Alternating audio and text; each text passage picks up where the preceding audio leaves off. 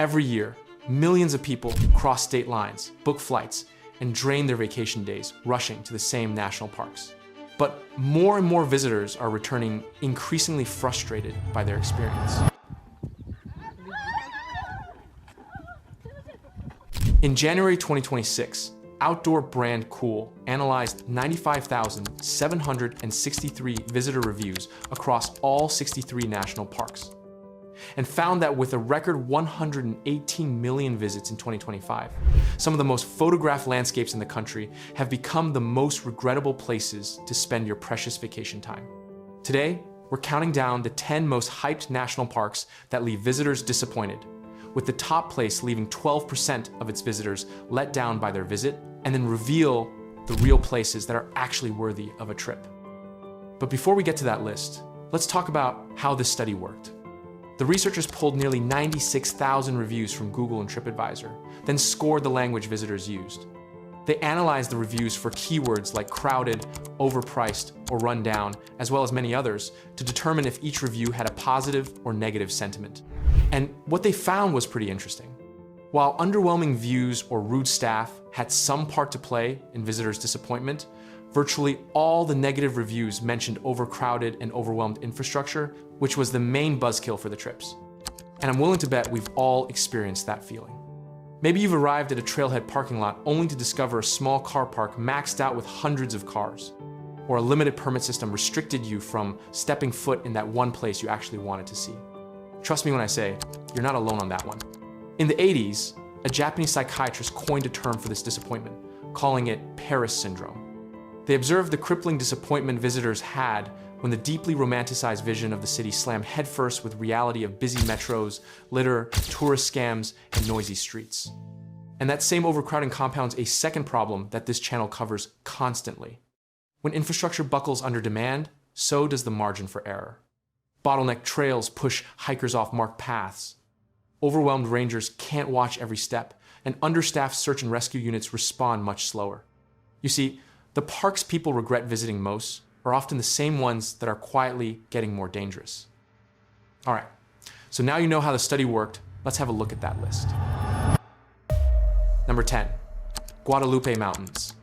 Coming in at number 10 is Guadalupe Mountains National Park in West Texas, home to the 4 tallest peaks in the state and a 1,000-foot limestone cliff called El Capitan. It also holds Guadalupe Peak, the highest point in Texas at 8,751 feet. Only about 243,000 people visit each year, which keeps its disappointment rate relatively low at 5.8%.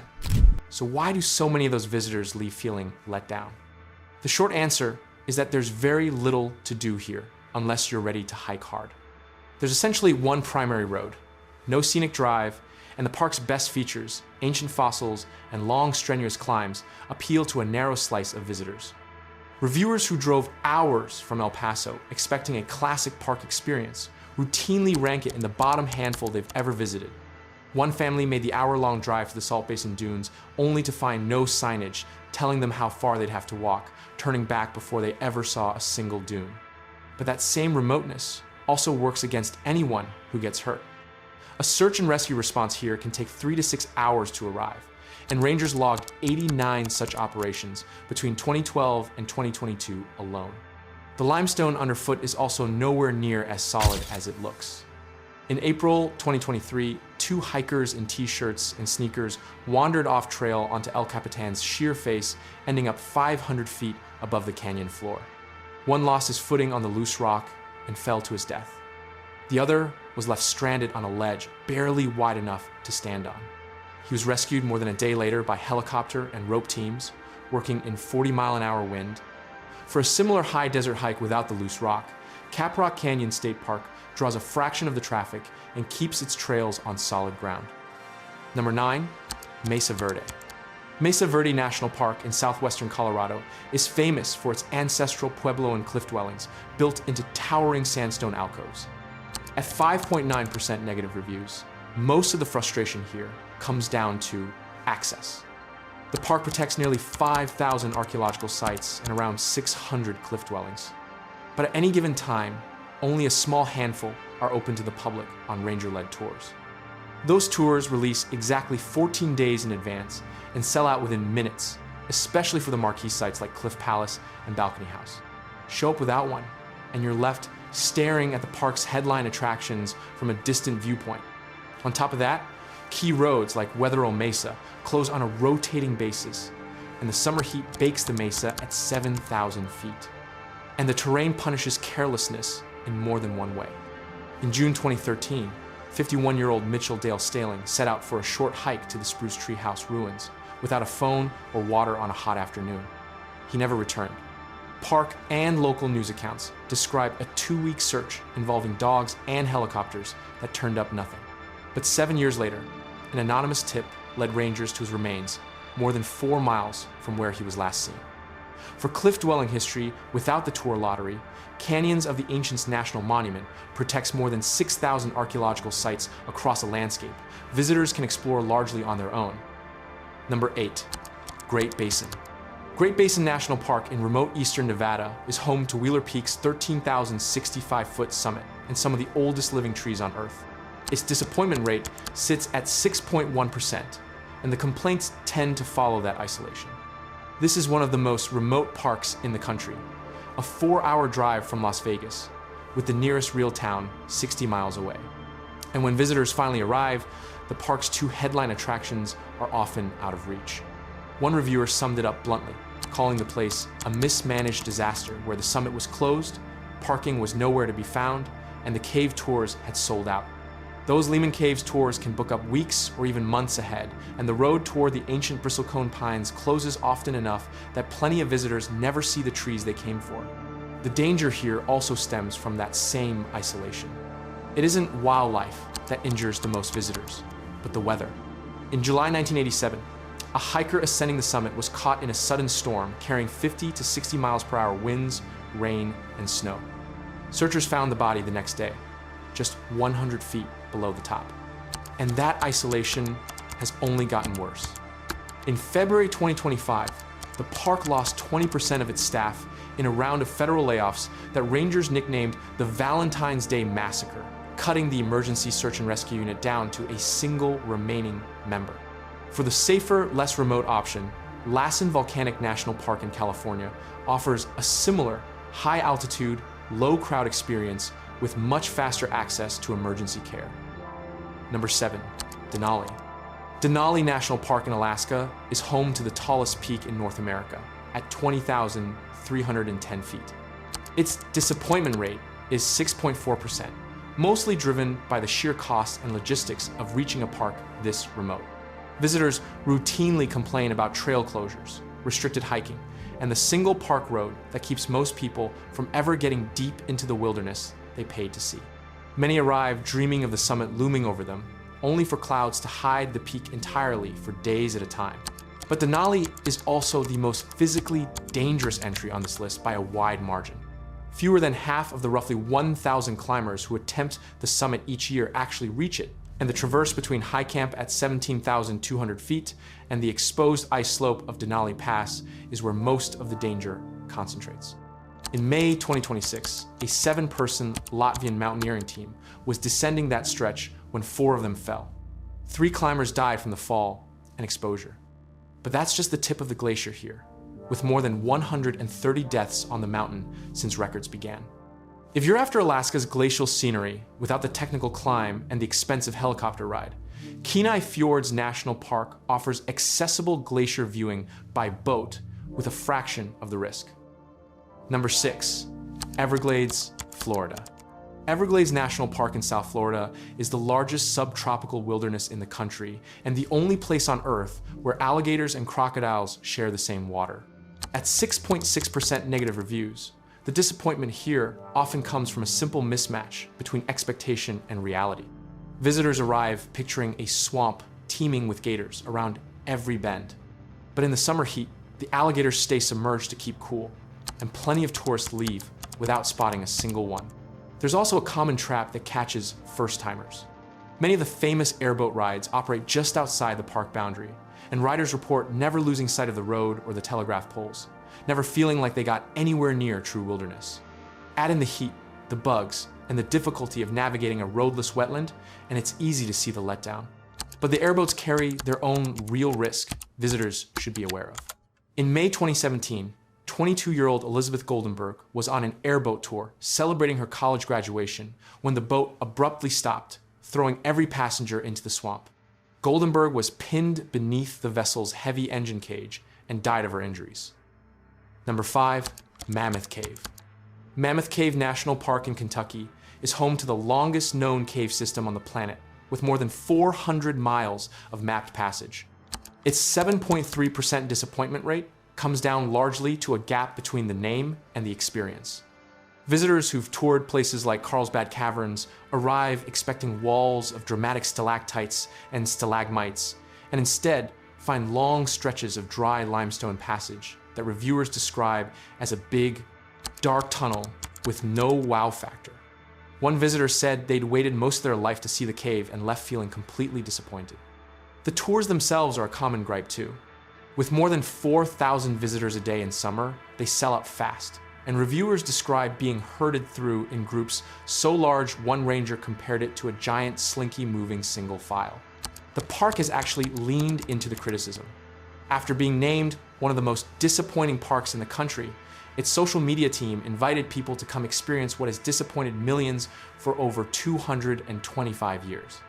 So if you want to beat the crowds and still see some world-class cave systems, then Carter Cave State Resort Park, less than 3 hours away, offers guided cave tours and hiking with far shorter lines. Number 4, Wind Cave. Wind Cave National Park in South Dakota's Black Hills is home to the world's first cave ever designated a national park and is famous for its honeycomb-like boxwork formations.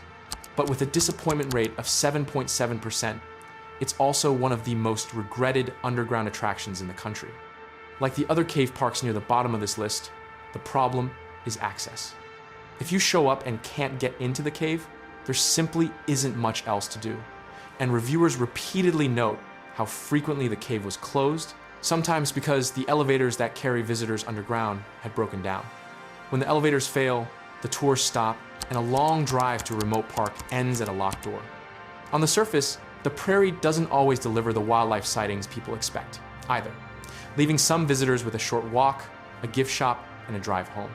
Custer State Park nearby offers granite peaks, clear lakes, and an equally active bison herd, with far less logistical friction getting in. Number 3, Zion. Zion National Park in southwestern Utah draws more than 5 million visitors a year to hike Angel's Landing's chain-assisted ridge and wade through the towering slot walls of the Narrows. At 7.8% negative reviews, Zion's disappointment is almost entirely a product of its own fame. A permit lottery now gates, Angel's Landing, shuttle lines stretch for hours in peak season, and the crowds are relentless. Many frustrated visitors complain that half the park is closed to cars, forcing everyone onto a shuttle bus, and dismiss the whole place as just a bunch of rock mountains not worth the money. Many arrive unable to get a permit for the 2 trails they came specifically to hike. And that crowding doesn't just frustrate visitors. It pushes them into exactly the kind of decisions that get people killed. 18 people have died on Angel's Landing alone, most from falls off polished sandstone that turns treacherously slick when wet. If you want a quieter alternative, Snow Canyon State Park sits just 40 minutes away, offering the same red rock and slot canyon scenery with a fraction of the visitors. Number 2, Petrified Forest. Petrified Forest National Park in northeastern Arizona draws around 650,000 visitors a year to walk the Blue Mesa Trail and photograph its colorful badlands. The park has recorded 0 fatalities since 2007, one of the cleanest safety records in the entire national park system, and yet it posts a 9.2% disappointment rate. The complaints here have nothing to do with danger and everything to do with expectation. It's a flat, open landscape with no dramatic overlooks, and reviewers describe it online as a dusty stretch of nothing. Many arrive picturing towering fossilized trees and instead find scattered logs lying flat on the ground, walk the short trails in under an hour, and leave wondering what all the fuss was about. There's also no shade and no potable water along the park road, which are both commonly cited as common gripes. The park's average elevation of 5,800 feet quietly accelerates dehydration in visitors who've already stopped paying attention. Rangers have carried out hikers with severe heat stroke who badly underestimated the effort of crossing open badlands in full sun. If you're looking for an alternative, then the Theodore Roosevelt National Park in North Dakota protects the third largest petrified wood concentration in the country along a similar badlands landscape with far fewer disappointed reviews and a resident herd of wild horses. Number 1, Death Valley. And that brings us to number 1, Death Valley National Park, straddling the California-Nevada border, holds the record for the lowest, hottest, and driest basin in North America. Yet according to this study, it's also the most disappointing park in the country, with a negative review rate of 12.3%. More than one visitor has summed up the place, calling it a hot, dusty hellhole with nothing in it. The park is enormous, and its famous sites sit an hour or more apart down opposite roads, turning a visit into a full day of driving. The heat regularly makes the marquee attractions unbearable, with visitors lasting only minutes at Badwater Basin before retreating to the car. Flooding also shuts down roads and basins with little warning. Historic attractions like Scotty's Castle have stayed closed for years, and gas inside the park runs $1 or $2 a gallon above California's already steep prices. It's a place that demands careful planning and punishes anyone expecting a casual afternoon. For desert scenery without the extremes, Mojave National Preserve is less than 3 hours away, with volcanic cinder cones, Joshua tree forests, and an elevation high enough to escape the worst of the heat. All right? So those are the 10 most disappointing national parks, according to over 96,000 people. But the same study also flagged the parks that beat expectations, and a few of them are genuinely surprising. Topping the list was Virgin Islands National Park, with just 2.2% negative reviews, where a visitor gushed about a perfect day of snorkeling and hiking. Right alongside it were a cluster of even hard-to-reach gems. Voyageurs in Minnesota, best explored by canoe, and 2 remote Alaskan parks, Kenai Fjords and Katmai, are destinations where visitors consistently raved about stunningly dramatic landscapes and picture-perfect nature spots. Okay, so I know what you're probably thinking. Getting to any of those parks isn't exactly easy. But it's no coincidence that the parks that delight people most are often the ones that are hardest to reach, precisely because the effort keeps the crowds thin and the expectations honest. Now, it's worth remembering that just because this research paper named the 10 places, it certainly doesn't mean these parks aren't worth visiting. Most people who go still come home with a 5-star review and a phone full of vacation photos. But the data is a reminder that sometimes the most popular spots aren't always the best. It's a big world out there, and there are a lot of amazing things to see. If you're planning to visit some of the big name parks this year, then remember to come prepared. So book your permit early, skip peak season if you can, and if a park disappoints you, it's probably not the park's fault. It's everyone else who had the same idea.